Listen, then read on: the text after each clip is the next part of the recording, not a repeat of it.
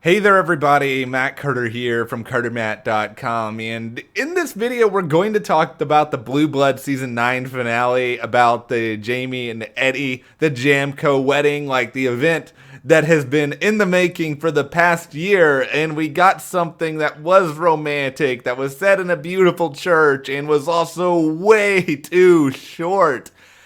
I have a lot of opinions about this. We're going to dive into all of the questions, whether or not this was written correctly, whether or not there was something cut, whether or not we should have had at least the vows, or will you kiss the bride, or some sort of like real actual moment. We'll get into all of that. But before we get going here, if you like this video, be sure to give us a like and subscribe to CarterMatt on YouTube. That way you don't miss any of the other updates that we've got. I have to say here though that first and foremost, I like certain aspects of this episode, but I should not be coming on here and talking about like I enjoyed the Gormley and Baker and Garrett stuff almost as much as the wedding. Like the wedding should be like number one up here, and then everything else should be right here. Like Jessica and I talked about doing this video together, with it being the finale and with us talking about our wedding, but she's too turned up. She's too upset about the wedding right now because there was so much more they could have done. I think that's where my problem is with it right now. And well, before we even get to the wedding itself, how did we still not have the big moment of everyone in the precinct finding out that they were getting married? We went all season waiting for that, and this was the finale. This was the chance to deliver that big moment, and I'm so surprised that they didn't do it. I'm surprised we didn't get that after spending so much time kind of building up to something happening, like some sort of tension, something just interesting going down there. And, you know, maybe the writers are saving this for season 10 because they realize that, okay, we've got all these other Jamie and Eddie moments that we want to do this season, and after they're married, then they can go and tell everyone at the precinct, and then it's kind of a situation that's a little bit different. But even with that being said, it feels like a little bit of a wasted opportunity. But you know, the larger problem here, obviously, is we've been waiting for this wedding. And while we already know as viewers that Jamie and Eddie love each other and that they want to be married and that they're going to have this great life together, all of that may be clear. That doesn't change the fact that, you know, I think we as viewers deserved like a couple of minutes of the vows, of the big moment, of the celebration after the fact. And, you know, I'm still kind of trying to sit here thinking about, why did we not get that? After everything we went through to get to this wedding, why was the final scene effectively Frank walking Eddie down the aisle and then getting there and then basically that's it? Like, why was there not anything more? I'm trying to think of it in a couple of different ways here. I think, you know, number one, I think Blue Bloods was trying to be cognizant of the fact that not everyone who watches this show watches it for Jamie and Eddie and the romance. And I get that, and I do think that's true. Not everyone does watch this show for romance, but this is one episode out of a substantial amount of episodes. This was the opportunity to actually show the wedding and just give these fans a few minutes of something that was really tender and perfect for them. And you know, maybe they'll open season 10 with it, but I doubt it. It's kind of weird that Blue Bloods would do something like that. Like, you don't need a cliffhanger the middle of a wedding. Like, there's not really much of a point in doing that. So I think this was almost the writers thinking too much about, okay, we don't want to make some of the people who, you know, don't like Jamie and Eddie or don't like that relationship or don't want romance on the show, we don't want to make them unhappy, so we're not going to give people all that much of a wedding. And, you know, if that's the case, if that's why they did this, I'm really kind of bummed out about it. Like, the other idea here is that maybe it was an intentional creative decision because we have all seen a number of vows spoken on TV at the wedding. Like, it doesn't matter if they're spoken beforehand or anything. Everyone wants that moment of them spoken at the wedding and hearing the I do's. I understand it has been played out in approximately a zillion different television shows, movies, plays, no matter what entertainment medium you're talking about. We've seen vows, but there's a reason for that. And the reason for that is we get so collectively invested in these shows that because of that, we really root for that. We want to see that moment. That is the moment that kind of is the culmination of everything for viewers. That's the moment that we really celebrate, and we go back and we watch on YouTube a million times over after the fact. And I think that's where Blue Bloods really missed the mark in this wedding, where this was the moment that everyone wanted, but I think because they were like, okay, well, let's try to do something a little bit different, in turn, we really missed out on that opportunity as viewers. And I think that's not great, because there wasn't actually that much time in this episode of seeing Jamie and Eddie up doing their vows, doing something together at the wedding. Instead, our primary closing shot was with Eddie and Frank.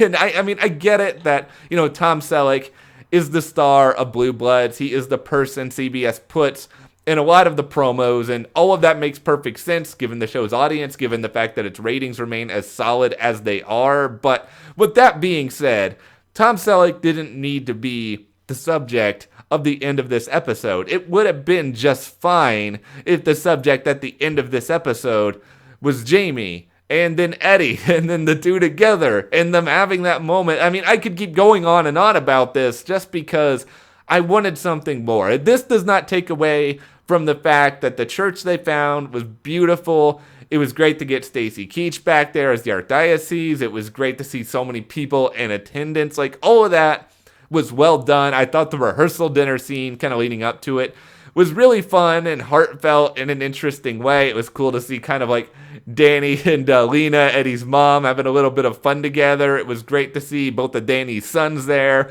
like having a big Blue Bloods family. It was like a family dinner in a completely different spot. And I like the fact that for the finale, they changed that up a little bit. And that speech about Frank and to Eddie was very meaningful. And, that was really surprising in its own way, in that, they had that scene where Frankie explains to everyone that Eddie wants to walk down the aisle by herself and how this is appropriate because she is her own woman and that she's strong and she has all these sort of things that, he really admires about her. And this is kind of an archaic tradition. So they lay all of that out. And then at the end of the episode, we have, actually, as it turns out, we're going to have Frank walk Eddie down the aisle after all. And it's apparently because Eddie's been having nightmares about falling on her face or something happening with her dress, and this is mostly just Frank deciding that he wants to be there for her in that moment. She wants him there for her in that moment. And I think that was kind of a clever way for them to get around sort of the idea of, okay, we don't want it to look like this is just happening for the sake of like fulfilling some necessary tradition, because Eddie doesn't need that. Instead, it just became, this is something that Eddie wanted. And I think Blue Bloods, they really must just have wanted Tom Selleck walking Vanessa Ray down the aisle. I'm sure that was something that they had probably like pinned up really high on like the dream board for the wedding a long time ago. But if that is being prioritized over hearing the Jamie and Eddie vows, I don't really know what to say as a result of that. It just doesn't feel like that is